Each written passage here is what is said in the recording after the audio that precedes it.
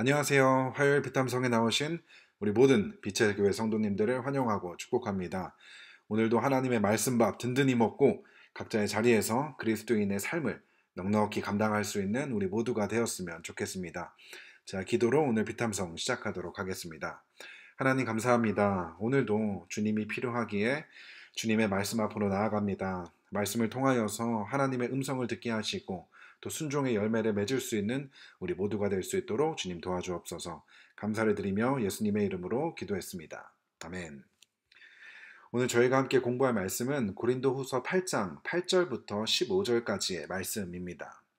어제 공부한 내용을 짧게 복습해보면 마게도니아 여러 교회에게 베풀어 주신 하나님의 은혜가 있었는데요. 그 은혜가 무엇이었죠? 바로 어려움 중에도 다른 지체를 향한 구제의 마음을 허락해 주셔서 나의 것을 너를 위해 사용할 수 있는 것. 이것이 바로 하나님의 은혜라는 것을 배웠습니다. 왜냐하면 이것이야말로 복음을 받아들인 그리스도인들이 누릴 수 있는 특권이기 때문인 것이죠. 그리고 오늘 본문에서는 이 구제와 복음이 구체적으로 어떻게 연관이 되어 있는지를 보여주고 있는데요. 먼저 8절 함께 보도록 하겠습니다. 8절 읽겠습니다. 나는 이 말을 명령으로 하는 것이 아닙니다. 다른 사람들의 열성을 말함으로써 여러분의 사랑도 진실하다는 것을 확인하려고 하는 것뿐입니다. 아멘. 고린도 교회는 모든 일에 있어서 뛰어난 교회였다고 이야기했는데요. 그들과 바울 사이에 사랑도 뛰어나다고 이야기를 했었죠. 그런데 오늘 본문의 내용을 보게 되면 사랑에도 두 가지 종류가 있는 것처럼 보입니다. 바울은 그들의 사랑이 진실하다는 것을 보여주라고 이야기를 하고 있죠. 이게 무슨 말이죠? 사랑이라고 해서 모두가 진실한 사랑이 아니라는 것이죠. 진실된 사랑도 있지만 그와 동시에 거짓된 사랑도 존재한다는 것입니다. 그렇다면 그걸 어떻게 분별할 수 있는 것이죠? 바로 구제를 통해 분별할 수 있다는 것입니다. 아무리 구구절절 로맨틱한 사랑의 표현을 한다 하더라도 나의 소중한 돈을 너를 위해 내어주지 못한다면 그것은 결코 진실된 사랑이라고 이야기할 수 없다는 것입니다. 바울은 고린도 교회 성도들에게 구제를 통해 그들의 진실된 사랑을 보여주어야 한다고 이야기를 하고 있는 것입니다. 그런데 생각해보면 사실 고린도 교회 성도들과 예루살렘 교회 성도들과 서로 직접적인 관계가 있는 것은 아니었습니다. 서로 얼굴을 아는 사이도 아니었고 사실 예루살렘 교회 성도들은 대부분 유대인 출신이었고 고린도 교회 성도들은 이방인 출신이었죠.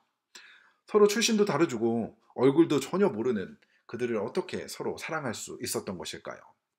실질적으로 이 사랑은 예수님을 향한 사랑이었던 것입니다. 바울은 이 구제와 예수 그리스도의 복음의 연관성을 이야기해주고 있는데요. 9절 함께 보도록 하겠습니다. 여러분은 우리 주 예수 그리스도의 은혜를 알고 있습니다. 그리스도께서는 부요하나 여러분을 위하여 가난하게 되셨습니다. 그것은 그의 가난으로 여러분을 부요하게 하시려는 것입니다. 아멘. 오늘 본문을 보면 그리스도께서는 부요하나 여러분을 위하여 가난하게 되셨다고 이야기를 합니다. 무슨 말이죠?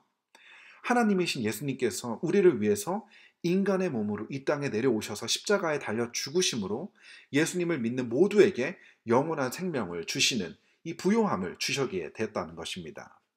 빌립보서 2장 6절에서 8절 말씀을 보게 되면 그는 하나님의 모습을 지니셨으나 하나님과 동등함을 당연하게 생각하지 않으시고 오히려 자기를 비워서 종의 모습을 취하시고 사람과 같이 되셨습니다. 그는 사람의 모양으로 나타나셔서 자기를 낮추시고 죽기까지 순종하셨으니 곧 십자가에 죽기까지 하셨습니다. 아멘. 하나님이신 예수님께서 우리에게 보여주신 사랑이 바로 이런 사랑인 것입니다. 요한복음 13장에서 예수님께서 주신 세 계명이 있는데 무엇이었죠? 내가 너희를 사랑한 것 같이 너희도 서로 사랑하라. 예수님이 우리를 어떻게 사랑하셨다고 이야기했죠? 자신의 목숨을 내어주신 사랑이었습니다. 그렇기 때문에 내가 너를 사랑하는 방법 역시도 나의 목숨과도 같은 돈을 내어주는 사랑이어야 한다는 것입니다. 그리스도의 복음을 받아들인 우리 모두에게도 이 예수님의 사랑의 모습이 보여져야 한다는 것입니다. 그리고 바울은 이어서 출애굽 당시 이스라엘 백성들을 먹이신 만나 이야기를 하게 되는데요. 10절부터 15절까지의 말씀입니다. 이 일에 한 가지 의견을 말씀드리겠습니다. 이 일은 여러분에게 유익합니다. 여러분은 지난해부터 이미 이 일을 실행하기 시작했을 뿐만 아니라 그렇게 하기를 원하기도 했습니다. 그러므로 이제는 그 일을 완성하십시오. 여러분이 자원에서 시작할 때에 보여준 그 열성에 어울리게 여러분이 가지고 있는 것으로 그 일을 마무리 지어야 합니다. 기쁜 마음으로 각자의 형편에 맞게 바치면 하나님께서는 그것을 기쁘게 받으실 것입니다. 하나님께서는 없는 것까지 바치는 것을 바라지 않으십니다.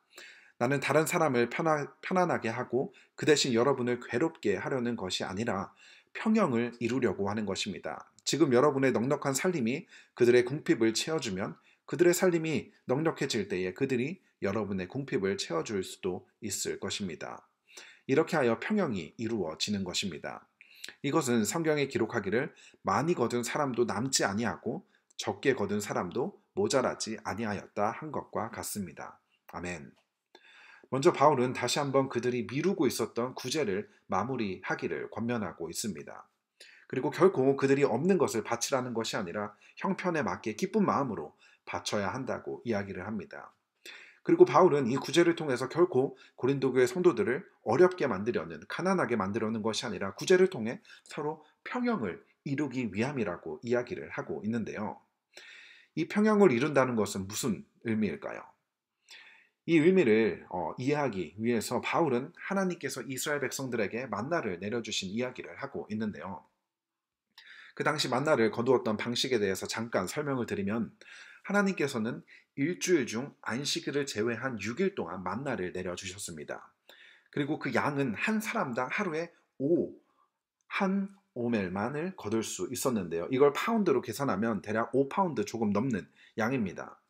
한 사람당 매일 5파운드가량의 만나를 거두어 드렸고, 안식일 전날인 6일에는 다음날 안식일을 위해 2배의 양을 거두어 드렸습니다. 그래서 7일째 되는 날에는 만나를 거두지 않았죠.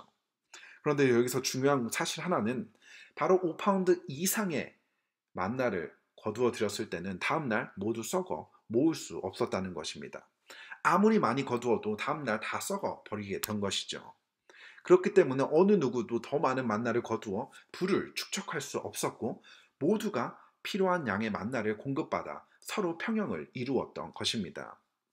여기서 우리가 알 수 있는 2가지 중요한 사실이 있는데요. 먼저는 그들에게 만나를 주신 분은 하나님이라는 것입니다. 어느 누구도 만나가 자기의 것이라고 주장할 수 없었던 것이죠. 이처럼 우리가 가진 재정, 돈 역시도 결코 나의 것이라고 주장할 수 없다는 것입니다. 다른 것 이야기할 것도 없이 하나님께서 오늘 하루 나에게 생명을 주시지 않는다면 우리가 가진 그 무엇도 소유할 수 없게 된다는 것입니다. 우리는 늘 우리가 가진 이 돈이 어디서부터 왔는지를 잘 기억해야 합니다. 그리고 만나 이야기를 통해서 발견할 수 있는 또 다른 사실은, 바로 우리에게 허락해 주신 재정 모두는 결코 나만을 위한 것이 아니라는 것입니다. 더 많이 거두어들인 만나가 썩어 없어지는 것을 통해서 모두가 평행을 이루었던 이스라엘 백성들처럼, 나에게 주어진 돈의 일부는 어려운 또 다른 누군가를 위해 평형을 이루기 위해 사용되어져야 한다는 것입니다.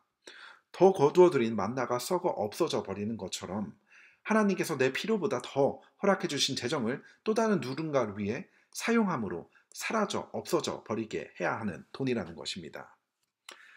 오늘 본문의 말씀을 공부하면서 구제에 대한 내용을 조금 더 그 의미를 잘 발견할 수 있은 것 같은데요. 예수님께서 자신의 모든 것을 내어주심으로 예수님을 믿는 우리 모두에게 영원한 생명의 길을 열어주셔서 우리를 부요하게 해주신 사랑, 그 사랑으로 서로를 사랑하라 말씀하셨기 때문에 그 사랑을 받은 우리 모두는 기꺼이 구제에 동참해야 한다는 것입니다. 또 만나 이야기를 통해서 우리가 가진 모든 것은 하나님으로부터 왔으며, 우리에게 필요 이상의 재정을 허락하신 이유는 그것을 통해 나의 이웃을 돌보게 하시기 위함이라는 것을 배우게 되었습니다.